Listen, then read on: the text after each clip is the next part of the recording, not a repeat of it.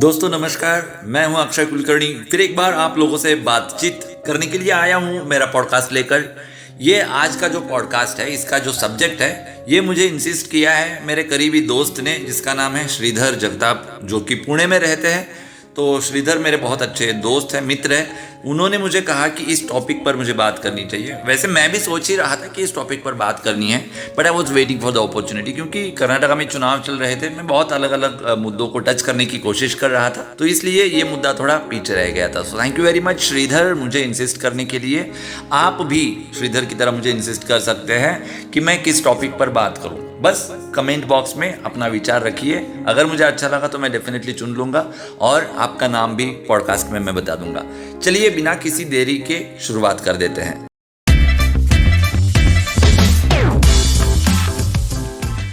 आज के पॉडकास्ट में मैं आगे बढ़ूं उससे पहले आप लोगों को एक लाइन में बताना चाहता हूं कि सब गोलमाल है। आप मुझे अंत में कंक्लूजन पूछेंगे पॉडकास्ट के अंत में कि गलती किसकी है, कौन सही है, कौन गलत है, तो मैं बता नहीं पाऊंगा।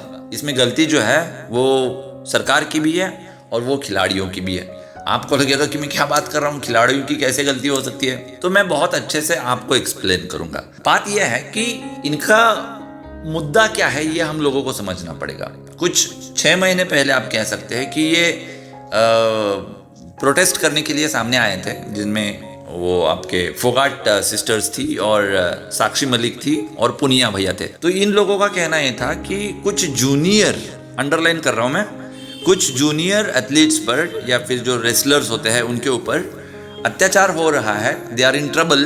और अत्याचार करने वाले बीजेपी के बाहुबली सांसद, जिनका नाम है बृजभूषण शरण, अंडरलाइन कर रहा हूँ शरण को मैं बृजभूषण शरण सिंह, तो इन्होंने ये बहुत तकलीफ दी है, अत्याचार किया है, अन्याय किया है, सेक्सुअली असॉल्ट करने की कोशिश करी है, किया भी है। और इन सारे चीज़ों के सबूत हमारे पास हैं, इसलिए हम चाहते हैं कि उनको पनिशमेंट होनी चाहिए। यहाँ पर नंबर 1 देखिए भाई, मैं अपने तरीके से चीज़ों को एक्सप्लेन करता हूँ। अब मैं वहाँ पर जाकर रिसर्च तो नहीं कर सकता, एविडेंसेस को तो इकट्ठा नहीं कर सकता। तो मेरे पास जो तर्क होता है या फिर मेरे पास जो विचार होते हैं, मैं उन विचारों को आपके सामने रखता हूँ। किसी भी फील्ड में आप जाए, किसी भी फील्ड में, उस फील्ड का जो बहुत बड़ा इंसान होता है ना, वो जूनियर्स को वैल्यू नहीं करता। 99.99% लोग, जूनियर्स, आपको यही कंप्लेंट करेंगे कि जब मैं जूनियर था तो मैं फलाना स्टार के पास गया था मदद मांगने के लिए, लेकिन उन स्टार ने मेरी कोई मदद नहीं की। आपको मैं बहुत ही फेमस किस्सा बताना चाहता हूँ सुशांत सिंह राजपूत का।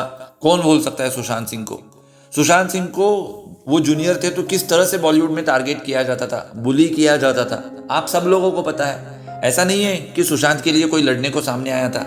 इनफैक्ट जब क्लियर कट दिखाई दे रहा था कि सुशांत सिंह राजपूत के ऊपर अत्याचार हुआ है, अन्याय हुआ है, तब भी पूरी की पूरी इंडस्ट्री चुप थी। क्योंकि एक नॉर्मल और कॉमन मिजाज होता है सेटल्ड लोगों का, वो अनसेटल्ड लोगों के बारे में सीरियसली नहीं सोचते। तो यहाँ पर सिर्फ जूनियर्स के ऊपर अन्याय हुआ है, इसलिए ये चैंपियंस, ये सुपरस्टार्स, खेल के जो सुपरस्टार्स है, ये धरना दे रहे हैं। तो वो मेरे को जच नहीं रहा। मेरे को लग रहा है कुछ तो गड़बड़ है, इनके साथ भी कुछ मिसबिहेविंग हुआ होगा, इनका पर्सनल इंटरेस्ट उसमें डेफिनेटली होगा, तभी वो आए होंगे। और हाँ, मैं ये मानने के लिए राजी हूं कि वो उन्होंने बात उठाई होगी, लेकिन जिस कंसिस्टेंसी के साथ वो डटे हुए हैं कि ये होना ही चाहिए, 6 महीने के बाद भी वो आ रहे हैं और वो ये कह रहे हैं, तो मुझे शक होता है। और इतना ही नहीं, जब इन लोगों ने इनका प्रोटेस्ट जो है वो शुरू किया था, तो इन्होंने कहा था कि हम इसे न्यूट्रल रखना चाहते हैं। मुझे लगता है किसी CPM या CP, ऐसा ही कुछ एक पार्टी है हमारे इंडिया में, उसका कोई लीडर, लेडी या मैन मुझे पता नहीं, वो वहाँ पर जाकर उसको लेजिटिमाइट करने की कोशिश कर रही थी या फिर क्रेडिट लेने की कोशिश कर रही थी। तो खिलाड़ियों ने क्लियर कट बता दिया कि प्लीज़ आप मंच के ऊपर मत आए, प्लीज़ आप कुछ मत बोलिए, ये हमारा मुद्दा है, हम खुद लड़ेंगे। यहाँ पर मुझे उनका प्रोपेगेंडा थोड़ा सा नजर आता है। तब उन्होंने वैसे कहा था, लेकिन उसके बाद वो अलग अलग पॉलिटिकल पार्टीज को कहने लगे कि आप आकर हमारी मदद करिए। पहले तो आप मदद नहीं ले रहे थे, फिर बाद में आप टर्न हो गए।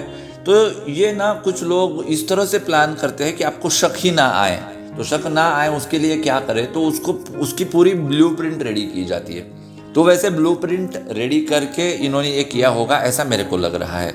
अब इसका क्लियर कट मैं एग्जांपल दे के आपको बताऊंगा कि ऐसा मेरे को क्यों लग रहा है, लेकिन उससे पहले मैं आपको ये बताऊं कि इन्होंने टारगेट किसे चुना है। टारगेट जिसे चुना है, क्या वो दूध का धुला हुआ है क्या? तो बिल्कुल भी नहीं है। तो इसलिए इनका होमवर्क बहुत बढ़िया और प्रॉपर है। इन्होंने ऐसे बंदे को चुना है जो कि सच में क्रिटिसिज्म के लायक ही है।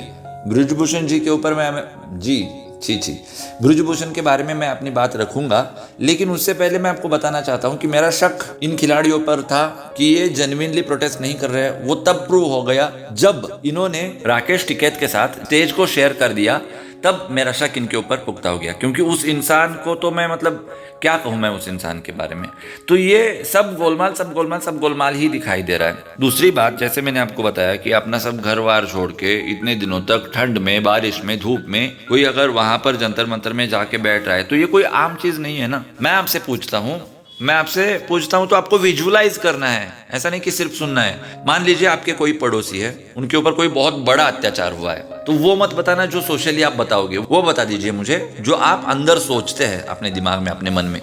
तो आपके पड़ोसी के ऊपर बहुत बड़ा अन्याय हुआ है और उसके लिए आप उसे सपोर्ट कर रहे हो। कब तक सपोर्ट करोगे? उसकी भी तो एक लिमिट होती है ना। एक दिन स्टेशन में जाएंगे आप, 2 दिन, 3 दिन जाएंगे, उसके बाद तो आप कहेंगे ना कि यार छोड़ देते हैं, ये ना बहुत बड़े लोगों से पंगा है, हम यहाँ पे कुछ कर नहीं पाएंगे, हम तो सिर्फ प्रे कर सकते हैं। मतलब आपका इंटरेस्ट धीरे धीरे कम होने लगेगा। अगर आपके फैमिली मेंबर है तो बात अलग है, लेकिन बाकी लोगों के लिए आप इतना इंटरेस्ट ले रहे हो तो वहां पर शक जो है वो क्रिएट हो जाता है। दूसरी बात, अगर इनको एलिगेशन ही लगाना होता तो ये भी वो कह सकते थे कि हमारे ऊपर ही अत्याचार हुआ है, लेकिन ऐसा इन्होंने नहीं किया। ये भी एक बहुत ही अच्छे से उन्होंने प्लान करके किया है। ऐसा मेरे को लगता है कि वो ग्रेट साबित करना चाहते हैं खुद को कि हमारे ऊपर अत्याचार नहीं हुआ है, दूसरों के ऊपर हुआ है, लेकिन फिर भी हमारा है। ये सब जो एक तरफ हो रहा है, तो दूसरी तरफ ये जो ब्रिजभूषण सिंह है, ये अपनी सफाई दे रहे हैं कि इन्होंने कुछ नए कानून बनाए थे, नए नियम बनाए थे। उन नियमों के तहत ऐसा था कि जो भी खिलाड़ी वहाँ पर प्रोटेस्ट कर रहे हैं वो ओलंपिक नहीं खेल पाएंगे। बहुत सारे बैरिकेड्स उन्होंने लगा दिए हैं जिससे कि वो नाराज़ है और उसके लिए वो वहाँ पर धरना दे रहे हैं। अब यहाँ पर मैं आपको क्लियर कट बताना चाहता हूँ कि मेरे को अंदर से जस्टिफिकेशन नहीं मिल रहा, अंदर से इंट्यूशन नहीं आ रहा कि खिलाड़ी सही है, लेकिन ये जो इंसान है ब्रिजभूषण, ये इंसान बिल्कुल भी गंदा है। मैं आपको क्लियर कट बता देता हूँ। एक बार एक डिजिटल माध्यम के इंटरव्यू में इसने खुद ने बोला था कि मैंने मेरे जीवन में एक हत्या करी है। ऐसे बोल रहा है कि सिर्फ एक हत्या करी है। ये उसने कैमरे पर ऑन रिकॉर्ड बोला है। मेरा सवाल यह है कि बीजेपी खुद को पार्टी विद डिफरेंस कहती है, बीजेपी खुद को साफ सुथरी पार्टी कहती है।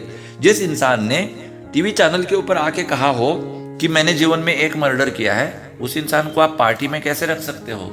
खिलाड़ियों का तो आप छोड़ ही दीजिए ना। तभी इसको पार्टी से निकाल देना चाहिए था, तभी इसे इस्तीफा ले लेना चाहिए था सांसद पद से, तभी इसके ऊपर एक्शन लेनी चाहिए थी, लेकिन इसके ऊपर कोई भी एक्शन नहीं ली गई है। इस इंसान की जो पूरी हिस्ट्री है ना, वो बहुत ही ड्रामेटिक है। एक तरह से ये एक दूसरा आतिक अहमद है, आप कह सकते हैं। इसकी उतनी ही दहशत वहां पर है। ये मोदी जी को क्रिटिसाइज करता है, ये सीएम योगी जी को क्रिटिसाइज करता है, लेकिन फिर भी इसके ऊपर कोई भी एक्शन नहीं ली जाती। ये मेरे को बहुत ज़्यादा संशयास्पद लगता है। इसके ऊपर मेरे को बहुत ज़्यादा संशय आता है, शक आता है मैं कि ऐसा क्यों है, कि आप एक्शन क्यों नहीं ले रहे हो। हमारे पूज्य बापू जी, जिनके ऊपर एफआईआर भी नहीं हुई थी राजस्थान केस में, तब भी उनको अरेस्ट करवा दिया गया। और आप अपनी छवि को मेंटेन करने के लिए, अंडरलाइन कर रहा हूं, आप अपनी छवि को मेंटेन करने के लिए उनसे रिश्ता तोड़ देते हैं। उससे पहले तो आप उनके साथ बहुत क्लोज थे, लेकिन बाद में आपने उनके साथ रिश्ता तोड़ दिया। ऐसा क्या हुआ था? उनके ऊपर शक था ना, क्लियर कुछ भी नहीं हुआ था, लेकिन आपने उनसे रिश्ता तोड़ा था ये समझकर कि वो एक तरह से गुनहगार हो, वो गिल्टी हो। तो आप वही सेम रूल यहाँ पर क्यों नहीं अप्लाई करते? ये सिंपल सवाल है मेरा। वो मर्डर का छोड़ दीजिए, पुराना हो गया। अभी अगर खिलाड़ी कह रहे हैं तो निकाल दीजिए ना उससे। जब क्लियर होगा मामला, जब सारी चीजें ट्रांसपेरेंट हो जाएगी, तब आप चाहे तो फिर उसको अंदर एंट्री दे सकते हैं पार्टी में। लेकिन फिलहाल अगर डाउट है, अगर आप बापूजी के ऊपर उस तरह से डील कर रहे हो, तो यहाँ पर भी वो डील करना चाहिए। बापूजी ना ही सांसद थे, ना ही पार्टी के मेंबर थे, लेकिन फिर भी आपने दूरी बढ़ा ली, क्योंकि आपको नहीं चाहिए था कि एक इस तरह के चीज़ों में फंसने वाला इंसान, उसके साथ हमारी छवि जो है वो मलिन हो। तो अभी आपकी छवि क्यों नहीं मलिन होती, ये मेरा सवाल है। अब इसमें ना एक मैं एस्पेक्ट खिलाड़ियों की ओर से जोड़ना चाहता हूँ। खिलाड़ियों का कहना है कि एफआईआर ही नहीं हो रहा है और वो सुप्रीम कोर्ट जा रहा है। हाँ, ये बहुत बड़ा मजाक है। अब यहाँ पर मैं आपको बता देना चाहता हूँ कि जीरो एफआईआर नाम की एक चीज़ होती है, जब ये स्पेशली महिलाओं के लिए है। जब महिलाओं के ऊपर अत्याचार होता है और वो महिला उस जुरिडिक्शन में सेफ नहीं है, तो वो जहाँ पर सेफ है वहाँ पर जाकर एफआईआर कर सकते हैं। It is that easy. लेकिन इनका था कि हमें दिल्ली में ही एफआईआर करनी है। Not required. आपको जहाँ सेफ लगता है वहाँ पर आप जाइए, एफआईआर करिए, वो 0 एफआईआर वहाँ पर रजिस्टर होगी, फिर वो ट्रांसफ़र की जाएगी। ये इन खिलाड़ियों ने क्यों नहीं किया? क्यों 6 महीने तक ये इंतज़ार करते रहे कि पार्टी इनके ऊपर एक्शन ले? इन्होंने खुद से जाकर एफआईआर क्यों नहीं किया? फिर सुप्रीम कोर्ट ने बता दिया कि एफआईआर करवानी है। फिर उसके बाद वो सुप्रीम कोर्ट के पास जाते हैं तो सुप्रीम कोर्ट कहता है कि आपकी मांग थी एफआईआर करने के रिगार्डिंग, मैंने एफआईआर करने को कहा है, उसके बाद का मामला आप हाई कोर्ट या फिर पुलिस स्टेशन में जाके देख लीजिए, बार बार आप सुप्रीम कोर्ट में मत आइए। इस तरह की फटकार सुप्रीम कोर्ट ने इन खिलाड़ियों के ऊपर भी लगाई थी। अब मान लीजिए उनको कुछ डेट दी गई है एफआईआर के लिए, उस डेट के अंदर एफआईआर होती है, प्रोसीजर शुरू होती है, तो उसके बाद भी बीजेपी जो है इस इंसान को पद के ऊपर कायम रखेगी क्या? दूसरी सबसे इंपॉर्टेंट बात मैं आप लोगों को ये बताना चाहता हूं कि ये जो फेडरेशन है, रेसलर का फेडरेशन, वो जो खिलाड़ी है उनका आरोप है कि वहां पर बहुत करप्शन होता है, जिस बात से मैं 100% सहमत हूं। मोदी जी ने कहा था कि करप्शन मिटाएंगे, लेकिन मुझे नहीं लगता करप्शन मिट चुका है और यहाँ पर इनको ध्यान देना ही चाहिए। ये सिर्फ कुश्ती की फेडरेशन नहीं, ये जो भी स्पोर्ट्स में आता है ना, यहाँ पे बहुत मैसिव तरह से करप्शन होता है। इसको मैं प्रूव नहीं कर पाऊंगा, मेरे हाथ में कोई कागज है नहीं, लेकिन ये एक सत्य है, एक अनरिटन रूल जैसे बन चुका है कि इन तरह के फेडरेशंस में, रेसलिंग हो या फिर कोई और फेडरेशन हो, वहाँ पर डेफिनेटली करप्शन होता है। तो ये तो 100% है, तो ये आप क्यों नहीं रोक रहे हैं? और ये सारा बताने के बाद मैं कंक्लूजन के ऊपर आ रहा हूँ कि इसलिए मैंने शुरुआत में कहा था कि सब गोलमाल है, सब के सब गोलमाल है। मुझे शक ये आ रहा है कि इन खिलाड़ियों को कहीं खालिस्तानियों का सपोर्ट तो नहीं। दूसरा, जब से किसान आंदोलन हुआ था, जब से शाहीन बाग वाला आंदोलन हुआ था, तब से मैं देख रहा हूँ किसान आंदोलन और शाहीन बाग वाला जो आंदोलन है, अमित शाह जी, अजित डोभाल जी, नरेंद्र मोदी जी बहुत ही आसानी से उस चीज़ को हैंडल कर सकते हैं, लेकिन वो नहीं कर रहे। उसके पीछे उनकी क्या मनीषा है मुझे नहीं समझ में आ रही। जब मैं कह रहा था कि आप शाहीन बाग को हैंडल कर सकते हैं, आप किसान आंदोलन को हैंडल कर सकते हैं, तो ये जो खिलाड़ियों का आंदोलन है तो कुछ भी नहीं है। ये अगर वो लोग चाहे तो डेफिनेटली एक दिन में सॉर्ट आउट कर सकते हैं, लेकिन इशू को सॉर्ट आउट नहीं किया जा रहा। इसके पीछे क्या रीज़न है, कौन मोदी जी को रोक रहा है, आई डोंट नो। जब खालिस्तानियों का विषय आता है तो मोदी जी बैकफुट पर चले जाते हैं, ये क्लियर कट है। ये ऐसा क्यों होता है मुझे पता नहीं है। जब पंजाब में स्वयं मोदी जी की गाड़ी ब्रिज के ऊपर खड़ी थी, बहुत डेंजर सिचुएशन थी, आधे घंटे तक वो वहाँ पर वेट कर रहे थे। उसके बाद क्या हुआ, अगर आपके पास कोई अपडेट है तो मुझे बता दीजिए, लेकिन मेरे पास कोई अपडेट नहीं है। जब हमारे देश का प्राइड का एक हम सेलिब्रेशन कर रहे थे, कुछ खालिस्तानी हमारे लाल किले के ऊपर अटैक करते हैं, तिरंगे का अपमान करते हैं, वो सब होने के बाद उनको अरेस्ट किया जाता है। क्या किया जाता है आगे, उनका क्या होता है, क्या एक्शन ली जाती है, मुझे तो पता नहीं है। अगर आपको पता है तो आप मुझे बताइए। लंदन में कुछ दिन पहले तिरंगे का अपमान किया गया था, उसके ऊपर इन्होंने बता दिया कि हमने उनको फटकार लगाई, हमने ये किया, फलाना किया, ढिमकाना। मेरे को चाहिए कि आप उस बंदे को अरेस्ट करो, आप उन लोगों को अरेस्ट करो, आप इंडिया में लेके आओ, उनके ऊपर ट्रायल करो, आप उनको वहाँ पर बैन लगवाओ। एक्शन क्या ले रहे हो? सिर्फ स्टेटमेंट देने से कुछ नहीं होता। हम चिढ़ाते थे ना कांग्रेस वाली गवर्नमेंट को कि कड़े फैसले लिए जाएंगे, कड़े फैसले लिए। कब लेंगे आप कड़े फैसले? तो ये फैसले when it comes to this what I was saying, Khalistani movement जब भी आती है तो ये गवर्नमेंट, जो केंद्र की गवर्नमेंट है, वो बैकफुट पे क्यों चली जाती है? इस सवाल का कोई भी जवाब मेरे पास नहीं है। और इसीलिए मैंने पॉडकास्ट की शुरुआत में कहा था, सब गड़बड़ है, सब गोलमाल है।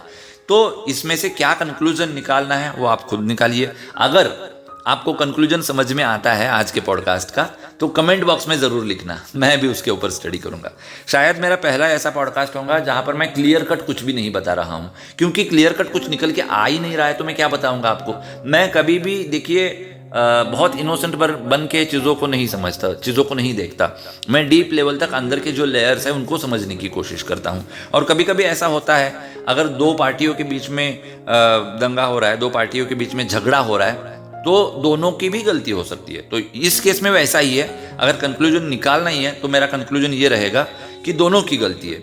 एक तरफ शासन और प्रशासन की भी गलती है, दूसरी तरफ वो जो वहाँ पर खिलाड़ी बैठे हैं, हमारे जो रेसलर्स बैठे हैं, उनकी भी गलती मेरे को लग रही है। तो ये मेरा वाला कंक्लूजन भी मैंने आपको बता दिया, और यहाँ पर अभी मैं रुकना चाहता हूँ। फिर एक बार मैं मिलने को आऊँगा, लेकिन तब तक अगर अभी तक आपने मेरे चैनल को सब्सक्राइब नहीं किया है तो चैनल को सब्सक्राइब कर दीजिए। अभी ना 3000 का आंकड़ा छूने के लिए बहुत कम नंबर्स चाहिए मेरे को, 150 शायद। तो प्लीज़ सपोर्ट मी, और अगर कमेंट नहीं किया है मेरे वीडियो के नीचे तो कमेंट करिए, लाइक करिए, बहुत मैटर करता है मेरे को। और ख्याल रखिए खुद का, उनका भी ख्याल रखिए जिनसे आप मोहब्बत करते हैं। लव यू ऑल एंड जय हिंद, वंदे मातरम, नमस्कार।